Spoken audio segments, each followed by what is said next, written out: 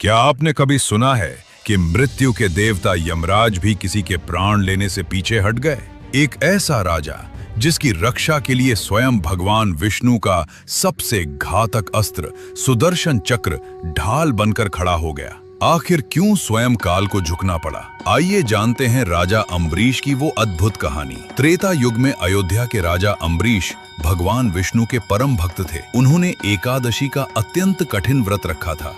नियम के अनुसार द्वादशी खत्म होने से पहले उन्हें व्रत खोलना था। तभी वहां पहुंचे अत्यंत क्रोधी ऋषि दुर्वासा। राजा ने उन्हें भोजन का निमंत्रण दिया, लेकिन ऋषि स्नान करने नदी पर चले गए और आने में बहुत देर कर दी। पारण का समय निकला जा रहा था, इसलिए धर्म की रक्षा के लिए अम्बरीश ने केवल तुलसी जल पीकर अपना व्रत पूरा किया। जब दुर्वासा वापस लौटे तो वे आग बबूला हो गए। उन्होंने इसे अपना अपमान समझा और अपनी जटा से एक भयानक राक्षसी कृत्या पैदा की जो राजा अम्बरीश को निगलने दौड़ी। लेकिन तभी आकाश में एक दिव्य गर्जना हुई। भगवान विष्णु का सुदर्शन चक्र प्रकट हुआ और पलक झपकते ही उस राक्षसी को भस्म कर दिया। अब वो चक्र सीधा दुर्वासा ऋषि की ओर मुड़ा। अपनी जान बचाने के लिए दुर्वासा ऋषि तीनों लोकों में भागे। वे इंद्र, ब्रह्मा और महादेव के पास गए, पर किसी ने मदद नहीं की। अंत में वे पहुंचे यमराज के पास। पर यमराज ने क्या कहा? यमराज ने हाथ जोड़कर कहा, हे महर्षि, मैं काल हूँ, पर महाकाल के भक्तों का काल नहीं।